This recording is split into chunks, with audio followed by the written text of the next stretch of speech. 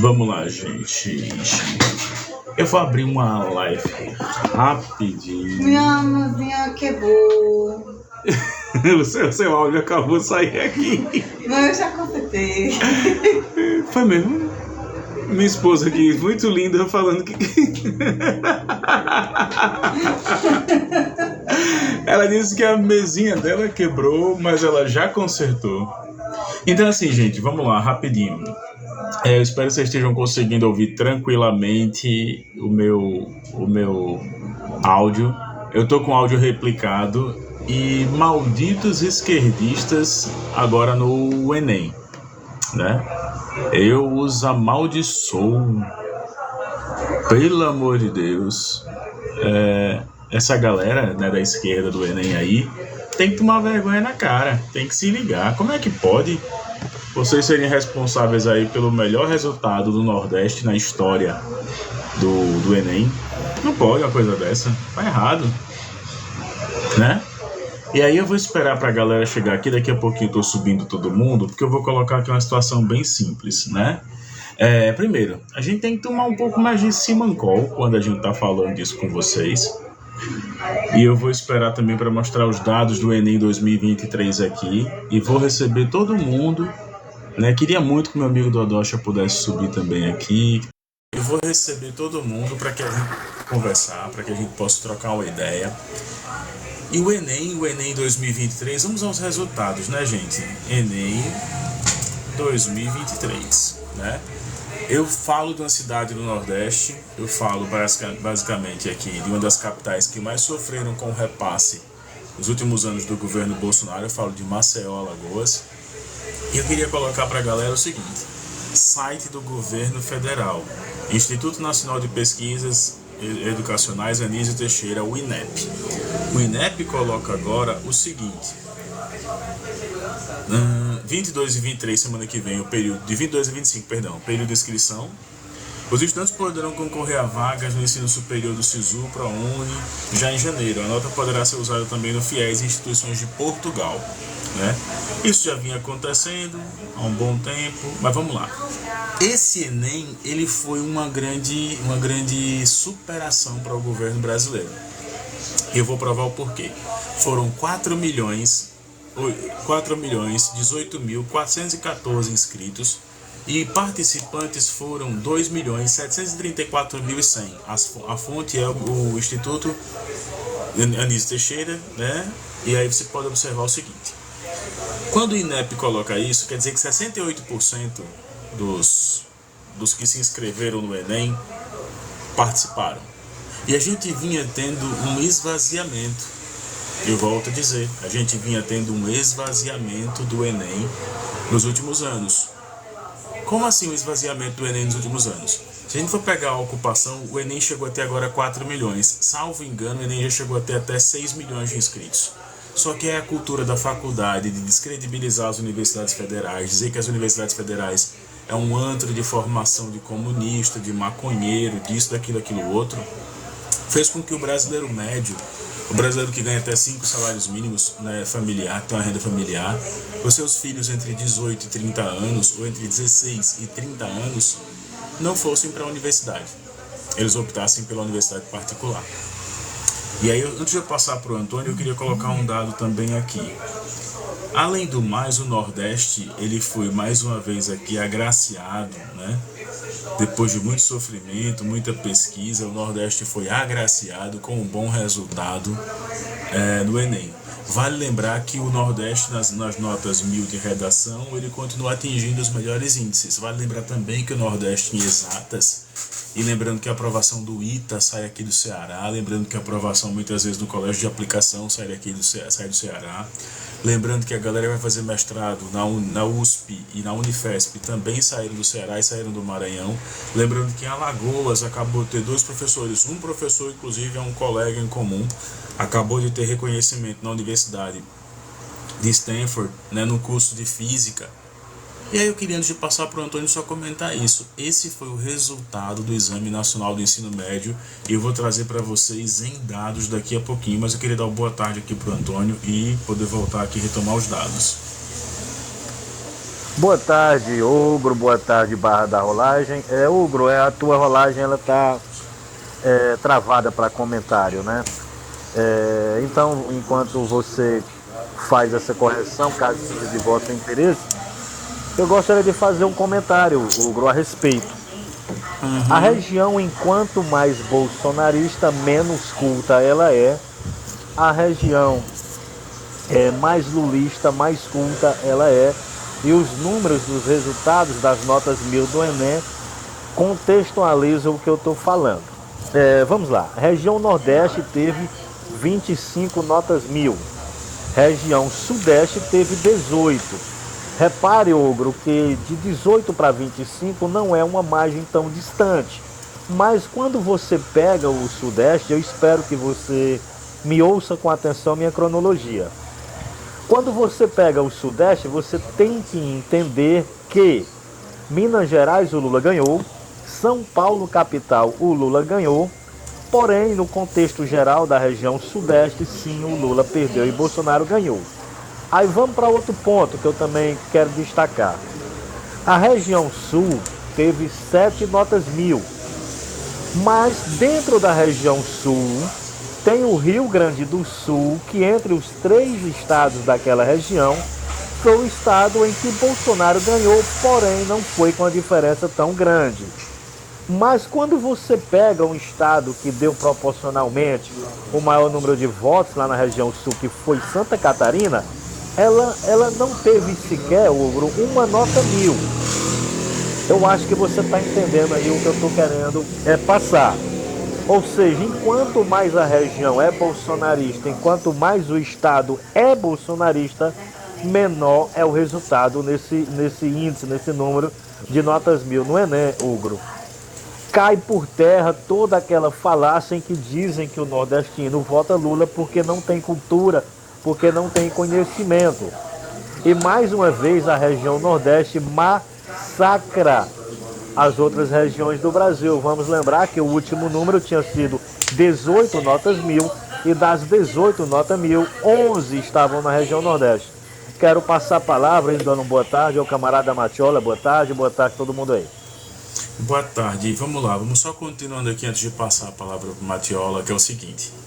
Em 2023, saiba quando começam as inscrições para onde? São 60 redações somente, 4 das 60 que bateram nota 1000, 4 são de escolas públicas. Isso é um grande problema ainda para a gente poder observar. Eu estou tirando aqui também do portal do MEC, do Eu Estudante, estou tirando do INEP as principais fontes. Espírito Santo 1, Rio de Janeiro 1, Rio Grande do Norte 1, Tocantins 1. O sistema deste ano foi a avaliação Desafios para o enfrentamento da invisibilidade do trabalho de cuidado realizado pela mulher. O tema da redação, eu tenho colegas da área de redação, eu não dou aula de redação, tá?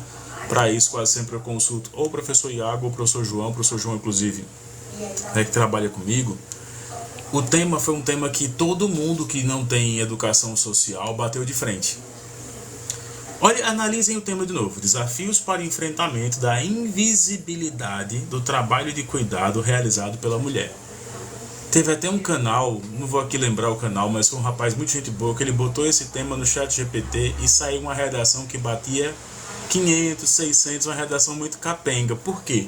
Porque as palavras-chave que eles estão observando aqui é mulher no Brasil, a sequência de palavras-chave, trabalho de cuidado e invisibilidade. Esse tema ele foi um divisor de águas, inclusive, porque ele fala da responsabilidade do enfrentamento.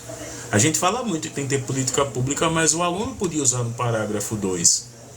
e no parágrafo 3, né, que é o intermédio e a preparação para a conclusão, parágrafos 2 e 3 da redação, ele podia começar a apresentar as soluções que ele ia apresentar no último parágrafo. Se a estratégia dele fosse de 4 parágrafos, a estratégia seria, primeiro, a introdução, que é o que eu falo como professor de atualidades, ele tem que trazer uma perspectiva histórica. Na segunda, ele tem que apresentar basicamente os dados, descrevendo a natureza desses dados, como aconteceu, como acontece, como se desenvolve. Na terceira, ele ia preparar para a conclusão. E na quarta, ele ia apresentar a conclusão com a proposta de intervenção, remetendo ao primeiro parágrafo, né? Ou muitas vezes colocando a solução de maneira prática, curto, médio prazo.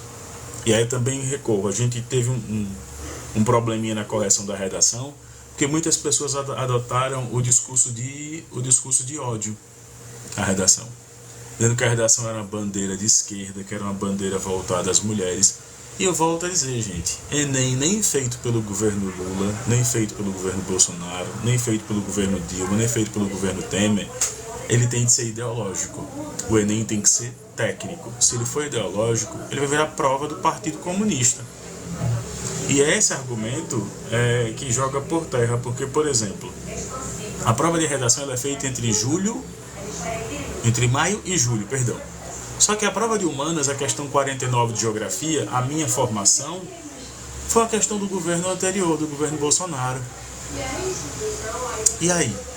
Quando ela falava, inclusive, de remanejamentos lá biológicos e tudo mais, espécies, ela não falava nada, e a palavra agrotóxico e agricultura, remetida na questão, eu até vou ler a questão daqui a pouco para vocês, ela remetia a isso. Então, assim, me desculpem a sinceridade, mas tecnicamente, enquanto professor, a gente não tem nada que comemorar. A gente tem que ligar um sinal de alerta para que esse ano o Enem seja melhor.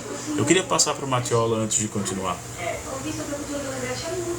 Velho, bom, o Nordeste ele está com educação tem um tempo já. Não é nem só porque a gente elege mais governo de esquerda, enfim, mas é por conta que a gente investe muito mais na educação, enfim, mas depois da reforma neoliberal do Temer, que ele foi reformado no novo ensino médio, véio, que foi uma reforma horrível, véio.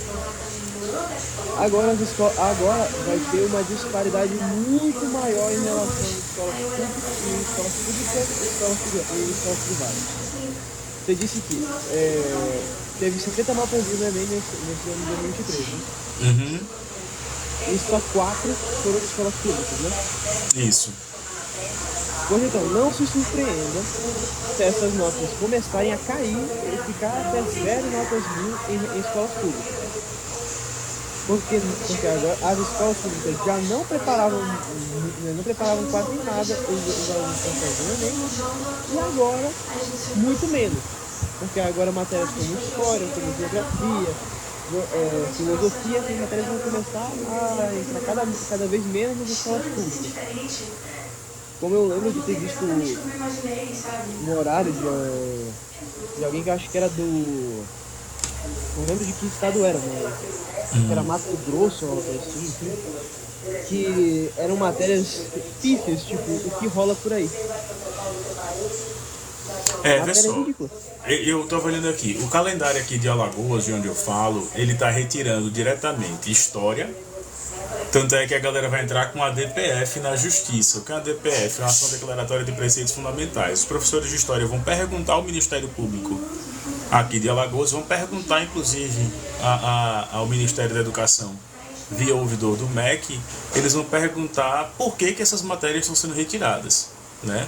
Mas aqui em Alagoas vai ser retirado geografia, vai ser retirado história, vai ser retirado sociologia, vai ser retirado filosofia.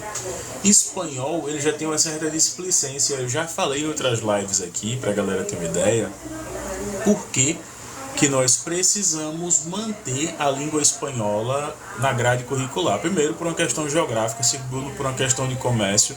O Brasil precisa negociar hoje com os países da América Latina, América do Sul e Caribe, onde a língua principal é o espanhol. A gente tem essa tara de aprender inglês, concordo super, mas assim, a gente não observa coisas que o Paraguai fez, que é a introdução do Guarani, né, como segunda língua. A gente não observa o que Madrid fez, o que Barcelona fez, e colocar o catalão junto com o espanhol. E aqui a gente tem essa sanha de negar o espanhol, né? Eu não falo espanhol, não sei nem para onde é que vai com o espanhol. Eu ouço muito bem, entendo, mas não consigo me comunicar em espanhol. Seria um portunhol. Mas eu respeito demais essa preocupação técnica que os governos devem ter. Que o governo Lula atualmente não está tendo, essa é a crítica. E a crítica deve ser feita de maneira muito embasada.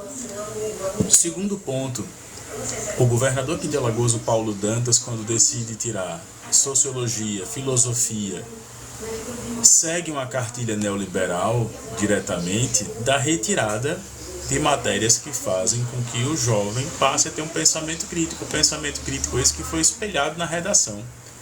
A gente tem que parar de ficar romantizando, porque uma redação ela não nasce da noite para o dia. Uma redação nasce depois de 2 anos de trabalho. Quem quiser pode perguntar a qualquer professor, até quem vende método de redação. Você consegue fazer uma redação se você tiver uma boa bagagem. Mas uma redação que venha para concorrer nesse método, não tá aparecendo aqui os comentários para mim, galera. Não sei o que foi. Mas assim, tá aparecendo para você aí? Não. Acho que não tem ninguém comentando mesmo. Mas não tá aparecendo aqui os comentários para mim. Se alguém tiver comentando aqui ou quiser comentar, bota aqui o seu comentário para que eu possa saber se está chegando ou não. Então, o reflexo disso nós teremos o Enem 2024 pior do que foi em 2023. E nós teremos o Enem 2025 pior do que foi o Enem 2024. E eu vou explicar o porquê, mesmo eu sendo uma pessoa de esquerda.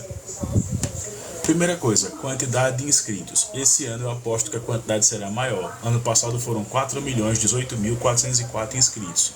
Porém, os participantes foram 2.737.100, 68%. Só que ano passado, vale lembrar, o que o próprio Ricardo Salles fazia, o que os irmãos Weintraub fizeram em São Paulo, a descredibilização do ensino público. A ideia de falar de que bom mesmo é a faculdade privada, porque ela vai zelar. Pronto, um cara que fala isso de maneira muito aberta. Arthur Duval, o Mamãe Falei, ele fala que a melhor coisa é você dar voucher para que o filho do trabalhador que queira estudar, que não queira ir fumar maconha, nem queira fazer arruaça, olha o pensamento super reacionário do cara, ele receba um voucher e ele consiga pagar na faculdade privada através desse voucher. O nome disso é desconstrução, deslegitimação. É sucateamento do ensino público. Que é a base da produção. Pode falar. Pô, velho, você tem um dos países que eu gosto muito de usar de referência é Cuba, velho. Porque Cuba é um país que é um país bloqueado, totalmente bloqueado, que não consegue comercializar com quase ninguém, consegue se eu não me engano, não entra vitamina C em Cuba, remédio, não entra nada. Mas ainda assim, ainda sendo um país que é contra-hegemônico, que é ao lado dos Estados Unidos, que é no quintal dos Estados Unidos, como chama, ainda assim consegue ter uma cobertura de saúde, de educação e de segurança muito grande, em comparação com outros países da América Latina, que são muito maiores que o do Brasil, inclusive maiores que o dos Estados Unidos, porque nos Estados Unidos a saúde é totalmente privatizada. Então, à toa tem gente que prefere pegar Uber do que chamar uma ambulância. Mas também, falando da educação, fica à vontade. Os estadunidenses, os estadunidenses eles meio que olham para Cuba pensando assim, como é que uma ilha que a gente se esforça muito para que essa ilha não consiga se desenvolver nem um pouco, mas ainda assim eles conseguem ter uma cobertura de educação tão grande que eles conseguem exportar médicos, e a gente não consegue fazer isso. E detalhe, não só de médicos, mas não só de médicos, que aí isso já melhora a questão de saúde do país. Não só do país, mas de muitos lugares do mundo. Se eu não me engano, na região norte e nordeste, foram os estados foram regiões que mais se beneficiaram com o programa Mais Médicos por conta que tiveram muitos médicos cubanos.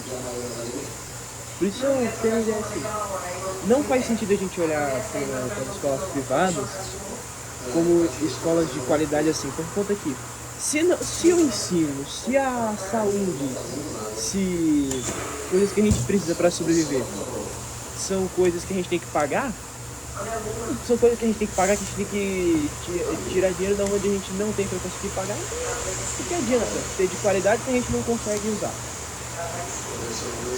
Eu fico com uma discussão que é muito mais simples e que a gente pode observar. Olha o que o ministro da Educação, Camilo Santana, falou no ano passado. O Enem é um exame gratuito para o jovem de rede pública. É uma oportunidade de acessar o ensino superior por meio de 3 programas. Não há motivo para um jovem que não está concluindo o ensino médio não fazer o Enem. E aí eu vou discordar do Camilo Santana num ponto. Por que eu vou discordar do Camilo Santana nesse ponto? Existe uma contracultura muito forte no Brasil, desde 2014, lá no período do Fora Dilma, uma contracultura muito forte de sucateamento e simplesmente assim, descredibilização da universidade no Brasil. Pode olhar, Matiola, quem está acompanhando aqui, podem observar com o maior carinho, Quando a gente falou de vacina em 2020, eu ficava com raiva, não da minha esposa, eu ficava com raiva pela minha esposa, né? Que era tipo a galera falando que vacina era decodificação genética. E aí a minha esposa, que fez biologia, eu tava em live, chamava ela falava. Às vezes a gente ouvia umas besteiras vindas dos patrões das escolas, gente que combatia a vacina inclusive com oração. Era esse tipo de coisa, mas era o pensamento das elites, era o pensamento da classe dominante, né? E aí você via também, por outro lado, depois das vacinas, a galera negando e construindo uma constituição a seu bel prazer. E aí o que é que acontece? O Camilo Santana, eu vou discordar dele, porque o Enem não é para todo mundo, infelizmente. Ainda não é para todo mundo. Poxa, mas por que o Camilo, por que não é para todo mundo ainda? Eu explico. Por essa conduta de contracultura, por essa conduta de desacreditar na universidade pública. Aqui o que a gente mais ouve nos cursinhos, os alunos de classe média alta, só vou fazer o FAO, que é a federal daqui, se for para os cursos mais concorridos. E quais são os cursos mais concorridos daqui? Medicina, direito? Medicina, direito, enfermagem e engenharia. Aí você vai fazer se fizer isso. Aí você fica, poxa vida, só se fizer isso? Só. E aí você vê o aluno de classe média baixa, que quer pelo menos entrar numa universidade. Então ele vai sonhar em bater pelo menos 450 pontos, que eu credencia ele para a Uni. A média de 450 pontos. Antigamente quem batia 490 pontos até 2019 e estava no segundo ano do ensino médio, podia usar essa nota para concluir o ensino médio. Hoje não pode mais usar para concluir o ensino médio. Ah, sério? Desde 2019, uma portaria do Temer ainda, que proíbe a conclusão dessa galera do ensino médio. Velho. E aí eu lembro que tinha muito aluno que eu dava faço aulões, muitos alunos que diziam, pô, se eu conseguir pelo menos terminar o ensino médio, pra quê? Não para eu começar a trabalhar, porque as empresas só pegam, o mínimo que elas pegam hoje é ensino médio. Aí você olha e faz, pô, o mínimo que elas pegam é ensino médio. E aí? Não, e aí que se o mínimo que elas pegam é ensino médio, eu vou fazer 490 pontos, vou passar no Enem, ou melhor, vou passar no colégio, porque ele levava nota na Secretaria de Educação se fosse escola pública. E aí isso deixou de existir, basicamente, no ano 2019, com a portaria do MEC, junto com o governo Michel Temer. Vale lembrar que houve um boom das faculdades no início da pandemia, com a modalidade EAD. Eu, por exemplo, comecei Direito na modalidade EAD, que é um absurdo. Tudo bem. O EAD ele é muito limitado. Não, mas é um absurdo, porque assim, a maior graça que eu vi na aula é o sonho de você ter o debate, você ter um princípio de sustentação oral, você aprender arguição, você aprender técnicas de oratória, de retórica. E a professora ficava com a câmera fechada, todos os alunos com a câmera fechada, todo mundo com a câmera fechada. Ela liberava a lista, o chat lá, pra galera botar o ok. Por aí veio, por aí acabou. Olha o nível. dos advogados formados que começaram a faculdade durante a pandemia. E a gente sabe que é nos 3 primeiros períodos que a galera tem maior tesão de estar na faculdade, são nos 3 primeiros períodos. E qualquer faculdade. Você decide se vai continuar ou não depois de 3 períodos. Tem gente que, claro, está muito centrada, quer permanecer. Tem gente que não está centrada, não quer permanecer. Mas nos 3 primeiros períodos é que você decide se você vai cursar ou não. E aí isso foi dando uma certa desmotivação, a galera foi começando a sair, algumas pessoas conseguiram ir para faculdades que conseguiam se sentir mais valorizadas. E não tem nenhum problema nisso, mas foi durante a pandemia que a irmã do Paulo Guedes, que é presidente das associações de faculdade de pesquisa de ensino superior, ganhou uma nota, mas empurrou uma nota violenta na galera. E aí, vale lembrar, hoje tem faculdades que custam menos que escolas particulares de ensino médio. Tem faculdade que você paga aí R$299, R$99. Tem faculdade que custa menos que uma academia, pra galera ter uma ideia. Se você abrir agora, tem faculdades que está custando aí, tem uma academia que custa 250, tem uma faculdade de pedagogia EAD, 3 anos, está custando 199, aulas toda segunda-feira. E aí? A academia custa 250, a faculdade custa 199. E aí quando você vai olhar quem é o professor dessa faculdade, ele não tem um doutorado, e se não tiver também, for um bom professor na docência, na regência de aula, tudo mais, está tranquilo, porque o doutorado só serve em questões de concurso público ou quando a faculdade quer aumentar o seu nível da sua percepção em relação ao MEC, então está tranquilo.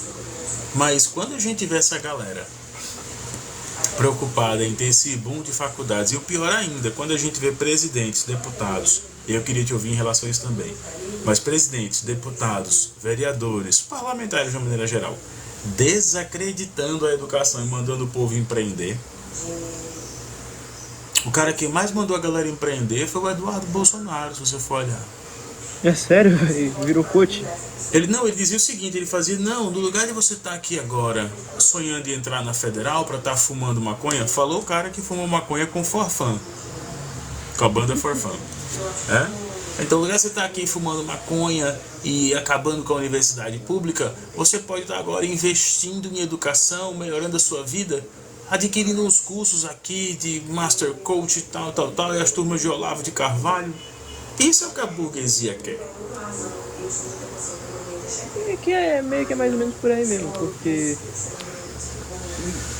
para chegar nas faculdades federais, ou pelo menos as melhores, por exemplo, a USP da vida, essas faculdades são muito elitizadas.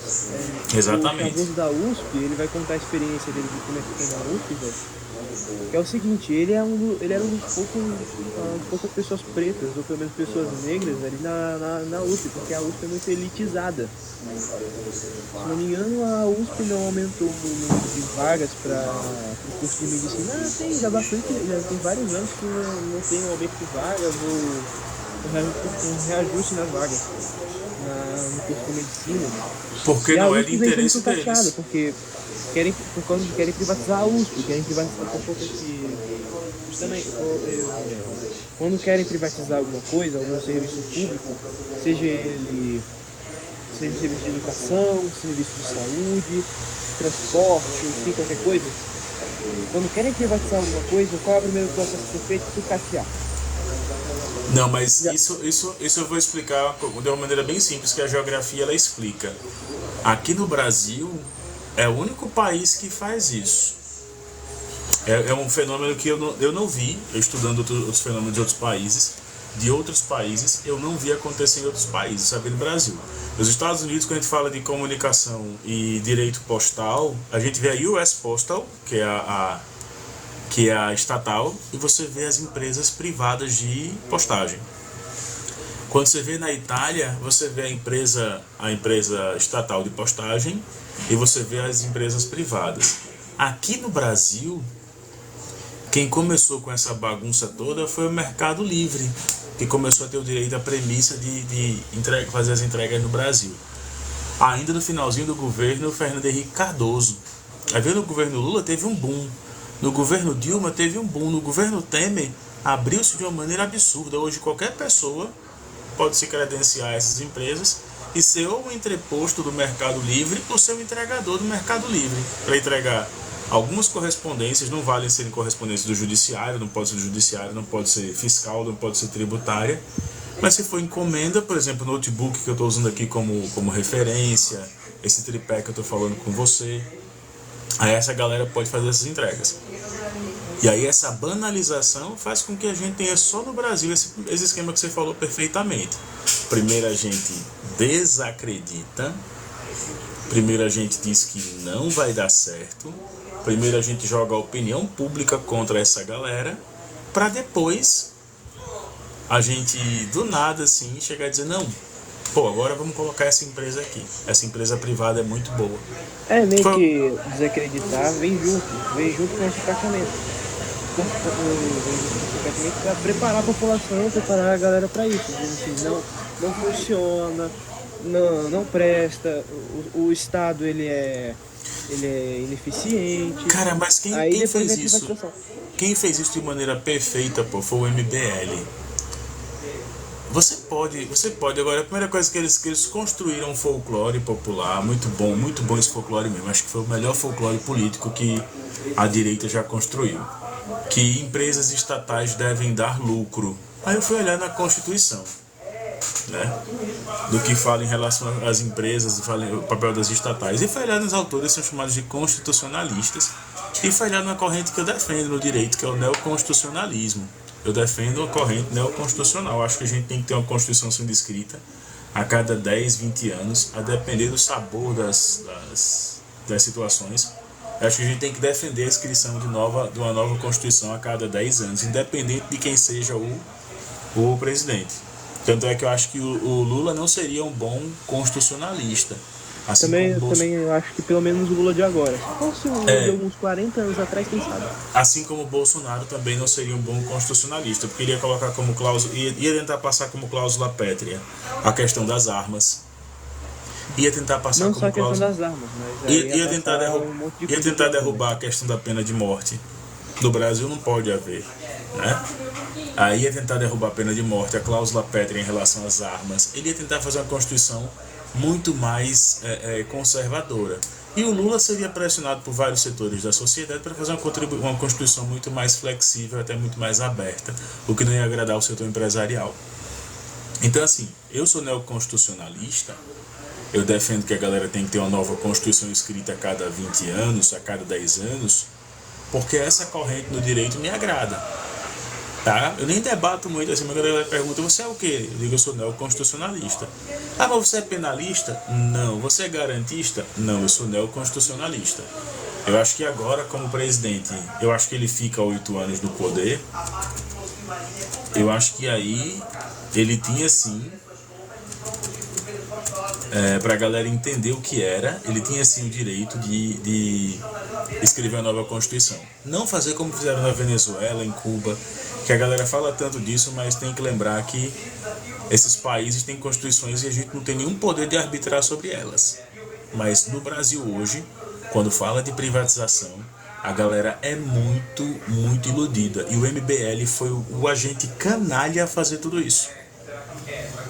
Sabe por quê? Quando a questão é de levar a Constituição na Venezuela, em Cuba, velho, eu lembro muito de como foi o processo da Constituição da Quinta República Venezuelana. Foi a eleição do Chávez. E o Chávez, ele decidiu fazer o quê? Como ele não tinha apoio no Congresso, o que o Chávez ele fez? Ele fez um referendo para a população aprovar a Constituição. E a população aprovou. Pra galera que ficou voando aí, eu vou explicar rapidinho o que é o neoconstitucionalismo. Ele vai pegar a Constituição, vai botar no centro de tudo que interpreta direito. Hoje a gente tem o desmembramento para 9 vertentes do direito. A gente tem penal, fiscal, tributário. A gente está tendo agora um direito que está crescendo muito no governo Lula, graças, né? Que é o direito das minorias e de povos originários. Então vai ter muita revisão de terra que foi concedida de maneira errada nos governos anteriores. Vai ter muita, com o Ricardo Lewandowski agora vai ter muita. O Ricardo Lewandowski é muito próximo do que eu acredito de um neoconstitucionalista, mas o Brasil tem poucos neoconstitucionalistas, né?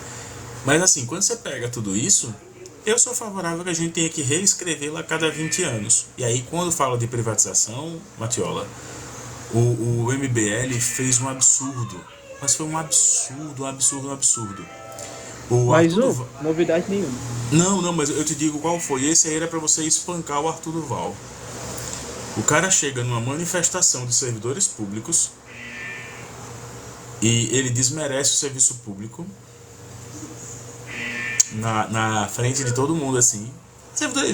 Não, porque servidor público é vagabundo mesmo. O Arthur Duval tentou ser o quê e não conseguiu. É verdade. Ele não conseguiu ser Foi deputado, tão né? patético sendo Ele foi caçado federal por... que ele conseguiu perder o mandato. Perdeu o mandato, que é uma coisa pública. Primeira coisa.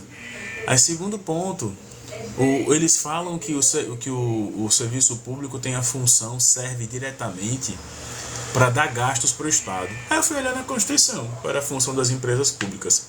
A função das empresas públicas, em nenhum momento, ela está lá para assegurar lucro para o Estado. Né? A função básica das empresas públicas, ela não está lá para garantir lucros para o Estado. Quem colocou essa visão de lucro foi uma corrente dos anos 90, quando a Petrobras já tinha seu capital aberto na B3, na Bolsa de Valores. Aí essa galera saiu dizendo, não, pô, a Petrobras não está dando lucro. Cara, é uma empresa estatal que tem como função garantir a soberania petrolífera do país. Então você não tem para quê estar discutindo o lucro da Petrobras. Agora ela não pode ser a ponto de ela se tornar um prejuízo. Aí eles inventam a narrativa, a mentira, de que a Petrobras dá prejuízo. Se ela dá prejuízo, por que ela está pagando adiantamento de acionistas? Adiantamento aos acionistas. Ela pagou no governo Bolsonaro 2 vezes um adiantamento aos acionistas. Então, por incrível que pareça, não existe na Constituição nada que assegure que as empresas estatais servem para dar lucro. Não existe. Isso é uma falácia criada pelo MBL. Tanto é que eu peço para debater com o Arthur Duval, eu mando e-mail para a assessoria. Eu quero que ele me mostre onde é que está, já que eles defendem a Constituição. Aí eles vão para os lugares comuns, Matiola. Como é um cara também que é o Gabriel Costenaro, do Rio de Janeiro. A gente já trocou farpa já no Twitter. O Costenaro chegou com a conversa de que as empresas só dão lucro quando os governos são de direita. Então ele não estudou a corrupção que havia durante a ditadura militar no Brasil. Ele não estudou a corrupção do governo Collor de Mello. O cara não foi derrubado por um Fiat Elba. O cara foi derrubado por um esquema de corrupção que já vinha desde a época que ele foi um prefeito biônico aqui em Maceió. Eu acho que nem foi por conta da corrupção que ele foi derrubado, por conta que se corrupção derrubasse o governo, o Bolsonaro teria sido derrubado e no dia seguinte que ele teria sumido. Não, cara, por incrível que pareça, não sabe por quê? Aí eu vou usar uma regrinha do direito. O Bolsonaro precisou do Augusto Aras, que não é um bolsonarista. O Augusto Aras é um cara que é individualista no direito. O Augusto Aras, ele tem o mesmo erro que o Alexandre de Moraes tem. Ele quer aparecer nas faculdades de direito, nos livros de direito. Então não importa a notícia, ele tem que ser mais importante que o processo. Tanto é que o Augusto Aras sabia e sempre soube, e ele vai morrer no leito de morte dele. Ele vai saber, ou no último dia de vida dele, que ele tinha elementos para poder salvar o Brasil e promover o impeachment de Bolsonaro. Ele sabia disso. Ele sabe, inclusive. Ele não fez porque ele foi covarde, porque ele já estava compromissado com as oligarquias, porque ele já sabia o compromisso que era de manter o Arthur Lira no segundo mandato, porque ele sabia que ele não responderia por prevaricação enquanto ele estivesse ali. O cara que mais atacou Augusto Aras foi o menino, foi o que é do pessoal. Glauber Braga. Ah, o Glauber. O Glauber ele é do pessoal, não atualmente. O Glauber Braga. O Glauber atacou ele, provando por A mais B que existiam elementos de culpabilidade do Bolsonaro, que era a questão da prova produzida e tudo mais. E ele dizia, sempre que você pegar um relatório, eu desafio até você a ler esse relatório. Ele vai dizer o seguinte: não se vislumbra fumaça de bons direitos, não consigo vislumbrar aqui ato delituoso, não se observa conduta delituosa. Tudo isso para livrar Bolsonaro. E aí? Sim, mas é aquele negócio, é o que eu disse aqui. Se fosse por questão de corrupção, o Bolsonaro teria caído. Só que, enfim, o Collor Ele ele foi- não caiu por questão de corrupção. A corrupção foi meio que um bode expiatório pra tirar Não, o mas Collor. o Bolsonaro fez perfeito, cara. Por que ele fez perfeito? Ele tinha a maioria durante os 2 primeiros anos de mandato, que é onde o presidente cai. Pode olhar. Collor caiu nos 2 primeiros anos, quase entrando no terceiro. Dilma caiu praticamente em 2016, ela ia até 2018, 1 ano e 7 meses ali de Temer. Todo mundo quando cai, quando tem a maior pressão ali. E a gente sabe que há 6 meses, por exemplo, na eleição, é impossível você ter um impeachment. É impossível. Porque o Brasil viraria um barril de pólvora. Agora sim. Vou indo almoçar daqui a pouquinho, só para encerrar aqui com vocês. O que eu acredito é a cultura de Bolsonaro, do bolsonarismo, esse reflexo da privatização e o resultado do Enem agora foi melhor do que o resultado das eleições. O resultado das eleições, claro, sacramentou o Lula como candidato aclamado pelo povo. Isso é um resultado de progresso. Mas o resultado do Enem deu a prova de que o pensamento crítico não morreu, mas serve de alerta para professores e políticos e militantes da esquerda. Como assim serve de alerta? Ou a gente continua fazendo o papel de levar conhecimento para a galera, ou a gente vai ter daqui a pouco uma caçada para dizer que o Enem foi ideologizado, coisa que não aconteceu. Tá? Gente, eu tô indo almoçar agora, tô almoçando super tarde hoje, 2h12. Era só pra abrir isso aqui porque eu tava muito satisfeito com o resultado do Enem. Ainda vai almoçar? Vou almoçar, meu velho. A gente se cruza pela aí nas lives. Essa aqui é só pra fazer uma minutagem pro YouTube. Beijão pra todo mundo e tchau, tchau. Ok, vou aproveitar.